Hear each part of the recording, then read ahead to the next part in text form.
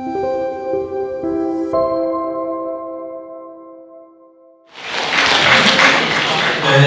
소개받은 정부경찰에서 일하고 있는 황영모입니다. 사실 개인적으로는 이제 우선 국민운동 좀 해오면서 정책연구원에 일을 시작을 했고 2012 협동조합기본법을 계기로 지역사회의 사회적 연계 연구를 해오고 있습니다. 또 한편으로는 이제 정부가 먹거리 계획, 그리고 푸드 플랜을 신경 안 쓸 때 전주시를 중심으로 2013년도부터 전주시 푸드 플랜이 대한민국 기초지자체 최초의 푸드 플랜일 겁니다. 그걸 시작으로 지금 먹거리 전략 연구들을 해오고 있습니다. 오늘은 먹거리 전략 얘기가 아니고요. 먹거리 돌봄과 사회적 경제를 좀 연계시켜서 여러분들과 함께 말씀을 나눠볼까 합니다. 시간이 많지 않기 때문에 조금 제가 호흡을 빨리 이렇게 하면서 넘어갈 테니 여러분들 같이 한번 쭉 따라와 주시면 감사하겠습니다. 약장사가 약 한 번 판다 이런 생각을 해주시고 약장사의 말씀에 따라서 한번 쭉 따라와 주시면 좋겠습니다. 조금 큰 얘기부터 좀 해볼까 합니다. 우리가 이른바 사대위기 이렇게 얘기하는데요. 기후위기, 식량위기, 지역위기, 여기 사회위기. 위기를 어떻게 극복해야 될까요? 어려움 잘 극복해야죠. 근데 위기 극복이 안 되는 사람도 있습니다. 내 몸에 이 면역력과 힘이 튼튼할 때 우리 몸도 빨리 회복할 수 있는 것처럼 사회가 이 위기가 오기 바로 이전의 상황으로 돌아갈 수 있는 힘, 회복력을 갖출 때 우리가 위기를 돌파할 수 있다 이렇게 저는 생각을 합니다. 위기를 돌파할 수 있는 힘, 회복력, 오늘은 먹거리 돌봄에서 여러분들과 함께 말씀을 나눠볼까 합니다. 코로나19 사회적 재난이라고 이야기를 합니다. 우리나라가 사상 초유의 경험을 했습니다. 학교급식이 문을 닫았고 그 다음에 무료급식도 문을 닫았고요. 그 다음에 수도대도 문을 닫았습니다. 밥 먹을 데가 없었습니다. 여러분들 아시는 것처럼 돈이 없어서 슈퍼나 식당 가서 먹거리를 훔치는 이른바 코로나 장발장이 발생을 했죠. 안타까운 우리 사회 단면입니다. 그래서 경기도에서는 먹거리 그냥 드리는 코너를 통해서 사회적으로 보듬어가는 일을 해가고 있습니다. 우리가 먹거리 돌봄을 해야 하는 이유, 바로 최소한의 사회 안전망을 먹거리에 있다라는 얘기입니다. 두 번째는 그러하기 때문에 사람들은 모두가 먹지 않고 살아갈 수 없기 때문에 뱃속의 아기부터 이 어르신, 98순의 어르신에 이르기까지 모든 사람이 먹거리에 충분한 그리고 질적으로 적절한 그런 보장이 되어야 합니다. 그걸 생애주기별로 별로 이렇게 정부가 한 정책을 쭉 정리를 해보니 저렇게 됩니다. 여기 이렇게 빠져있는 곳도 있죠. 이렇게 빠져있는 곳을 우리가 채워야죠. 요즘 청년고독사 얘기 많이 나오는데 청년고독사 한 사람의 마지막 먹거리를 사회학자가 찾아보니까 먹지 못했거나 사발년을 먹었다 이런 진단도 하고 있습니다. 그런데 안타깝게도 우리는 이 임산부 친환경 공사는 꾸러미 사업하고 초등돌봄 과일간식 사업을 올해부터는 못하게 됐습니다. 정부가 50% 재정 부담을 올해부터 안 하겠다 선언을 하니까 전국의 모든 지자체의 사업을 멈췄습니다. 그나마 경기도와 전라북도가 추경을 통해서 사업을 이어가고 있습니다. 전국의 139개 자치단체에서 지역 푸드플랜을 세워서 실행을 하고 있거든요.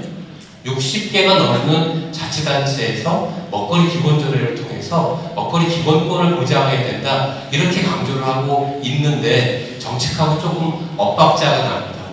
더 아이러니한 것은 지난해 1월달에 농업계의 기본법이라고 하는 농업농촌식품산업기본법이 개정이 되어서 지자체가 지금까지는 먹거리 계획을 수립할 수 있는 근거가 없었거든요. 자치단체 조례를 통해서 그냥 근거를 가지고 추진을 했는데 법을 개정을 해서 법률의 계획 수립의 근거를 만들고 또 국가와 지방자치단체는 취약계층을 비롯한 국민 모두에게 먹거리를 제공할 수 있다 이런 근거를 만들었는데 그것이 6개월 정도 시행이 되고 나서 정책이 멈춘 것이 조금 안타깝습니다.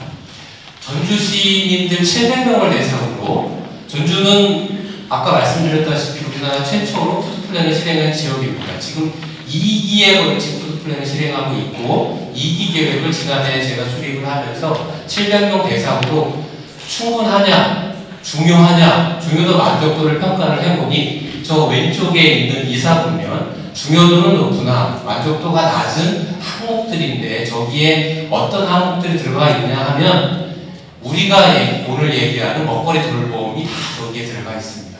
중요하나 아직 우리 사회가 가야 할 길이 멀구나, 이것을 다시 한번 확인할 수 있습니다. 자, 먹거리 돌봄을 이야기하기 전에 먹거리 다음에 있는 돌봄은 무엇인가? 제가 사회복지를 전공하고 있지는 않지만 연구를 하면서 돌봄의 서비스는 남기 때문에 준다, 시혜적으로 준다, 자녀적으로 준다, 이것이 아니라 사람 누구나 인권적으로 존엄을 갖추기 위해서 서비스를 제공받아야 하고, 이것은 앞서서 김정숙 박사님이 중요한 말씀을 해주셨는데, 재정을 지원해줬으니 난 모르겠다, 끝나는 것이 아니라, 그래서 복지국가론이 아니라 이제는 돌봄의 사회화의 관점에서 지역사회가 이런 돌봄 역량을 갖춰서 실행해 나가야 한다, 이런 단계로 논의가 되고 있습니다. 그런 의미에서 먹거리 돌봄은 취약계층을 비롯한 모든 주민들이 양적으로 충분하고 질적으로 적절한 식사를 제공받아야 하는 것이고, 이러한 먹거리 돌봄은 우리가 얘기하는 사회적 돌봄하고 결합될 때 효과가 더 높아진다라는 것이 확인됐습니다. 예를 들면 노령 어르신이 이런 복지 재가노인 서비스를 받을 때 건강한 식단이 제공되는 식사를 받게 되면 훨씬 더 신체적, 심리적인 효과가 높아지는 거죠. 길 위의 아이들, 청소년의 경우에 그 아이들에게 진로를 이야기하고 사회통합을 얘기할 때 먼저 시작하는 것이 밥 먹자, 이 얘기 아닙니까? 이렇듯 먹거리 돌봄은 우리나라가, 우리 사회가 하는 모든 사회 서비스의 기본이 된다, 이 말씀을 꼭 드리고 싶고, 그리고 이 먹거리 돌봄은 시간이 많지 않아서 그냥 확 넘어가 보면, 우리가 먹거리 계획을 얘기할 때 이른바 커뮤니티 푸드 시스템, 이걸 얘기하거든요. 지역사회 먹거리 체계. 이거는 먹거리 취약성에 사람이 놓이지 않게 하기 위해서 지역이 아까 말씀드렸던 먹거리 돌봄, 보장, 이런 것을 해가야 한다, 이렇게 얘기를 합니다. 그런 의미에서 먹거리 계획은 지역과 사람마다의 먹거리 취약성을 이렇게 제거해주는 실행 전략이 먹거리 계획인데, 우리는 먹거리 취약성이 한 사람 한 사람에게 있다라고 생각을 지금까지 했어요. 그런데 먹거리 취약성은요, 가족 단위로 나타납니다. 우리 아이들이 먹거리를 선택할 선택권이 없지 않습니까? 우리가 부양하고 있는 우리 부모님 세대가 먹거리를 선택할 선택권이 없지 않습니까? 가족 단위의 먹거리 취약성, 이게 현대사회의 먹거리 취약성이다라는 점을 꼭 말씀드리고 싶습니다. 자, 이제 먹거리 우리나라 어느 정도 보장되느냐, 국민건강연구원 실태조사 결과를 가지고 제가 21년도로 업데이트한 자료를 보낸다고 했는데 19년도까지 자료를 보냈습니다. 죄송합니다. 그런데 추이는 달라지진 않습니다. 돈이 없어서 못 먹는 국민은 갈수록 줄어서 국민의 2%가 채 안 됩니다. 그나마 다행이죠. 그러나 경제적인 이유로 이 먹거리 부족을 경험한 이 경험자 비율이 40%까지 올라가고 있고, 또 영양교육을 받지 못했다는 비중이 국민의 8확이 넘습니다. 이건 우리가 따져봐야 되겠죠. 그리고 우리는 먹거리 취약성은 고령자 연령에 있다고 생각을 했는데, 보시다시피 20대에서부터 50대 우리 청년들, 여기 계신 분들이 아마 여기 계신 분들도 먹거리 취약계층일 수도 있습니다. 저렇게 결식 경험, 영양 교육 미경험률이 이 경제활동 인구 연령대에 몰려 있습니다. 그리고 아시다시피 고령자도 분명히 있고, 특히나 20대의 저 먹거리 취약성은 우리가 사회적으로 공감을 해야죠. 그래서 1,000원의 아침밥, 이거는 상당히 의미가 있습니다. 2014년 전주 푸드플랜 시작할 때부터 주장했던 사실 내용이었습니다. 소득이 낮으면 당연히 취약성 낮은 거 여러분들도 아실 것이고요.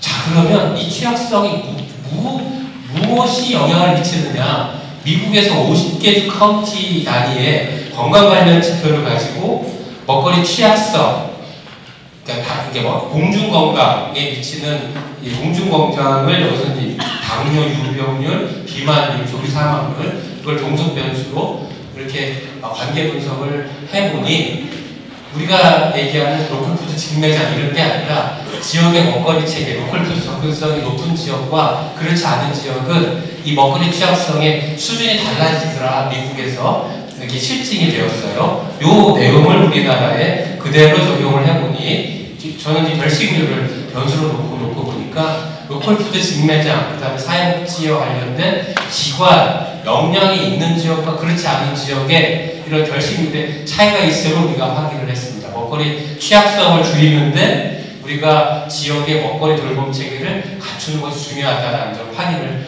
했습니다. 자, 이렇게 넘어가고요. 이제부터는 10개 사례를 간략하게 한번 넘어가 보겠습니다. 8분 정도 남았는데요. 전국 8도를 유람을 한번 해본다는 생각으로 자, 제주도에 가보겠습니다. 서귀포예요. 제주말로 혼디건염은 함께 돌본다는 뜻인데 보건복지부의 지역사회 통합돌봄 사업을 매개로 여기에 어르신 토탈케어 서비스 안에 식사 배달 서비스를 합니다.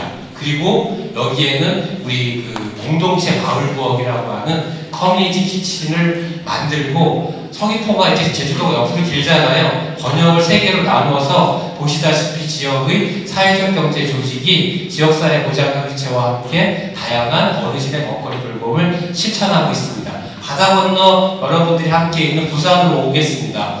부산 진구에 이 온마을 사랑채, 여기도 지역사회 통합돌봄을 재원으로 하는 이 사업 지역인데 여긴 동의과학대에서 선생님들이 붙고 그 다음에 풀먼 푸드머스와 같은 이런 중요한 공급 이 조직까지 붙어가지고 일식당 8,000원 그리고 여기에 보시다시피 제공은 누가 하고 배달은 누가 하고 돌봄은 누가 하는지 사회적 경제 조직이 각각 역할을 분담하고 있습니다. 조금 더 부산의 위쪽인 구포로 올라가면 여기 구포 2동에는 셋들마을 사업으로 센트럴 커뮤니티 센터 마을부엌을 만들어서 밥상 공동체 사업을 하고 있습니다. 그리고 만덕 2동에는 만덕 어울락이라고 하는 공유부엌을 만들어서 아예 먹거리 돌봄 활동가가 상주하면서 어르신들과 함께 돌봄 케어를 하고 있습니다. 맨 밑에를 보면 우리가 얘기하는 이른바 사회적 경제 조직이 먹거리 돌봄에 어떤 역할을 하고 있는지 확인할 수가 있으십니다. 서울로 다시 한번 올라가 보겠습니다. 사실 국가 주도의 이렇게 복지 전달 체계의 문제를 해결하기 위해서는 지역의 사회적 역량이 있어야 되는 데고 사회적 역량은 활동가들이 모일 수 있는 일정한 거점이 있어야 되거든요. 그래서 서울에는 2018년 12년도부터 마을 공동체 사업, 사회적 경제 공동체 정책의 일환으로 이 마을 부엌 사업을 보시다시피 이렇게 추진을 했고 지금은 이제 정책 지원이 끊겨서 공간이 프로그램을 운영하고 있는 지역이 많이 없어지기는 했지만 그래도 지역사회에 이렇게 먹거리 돌봄에 역량은 남아있다 이렇게 평가를 할 수 있습니다.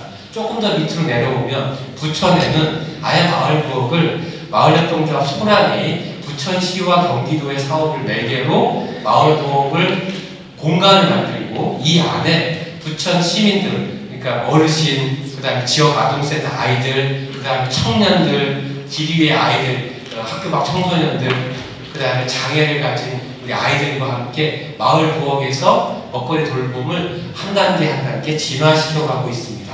다시 제주로 넘어가면 한살림 제주는 지역살림, 생명살림, 그 다음에 농업살림의 이런 취지를 바탕으로 활동을 해오다 보니 먹거리 돌봄을 협동조합인 한살림이 직접 나서야 되겠다.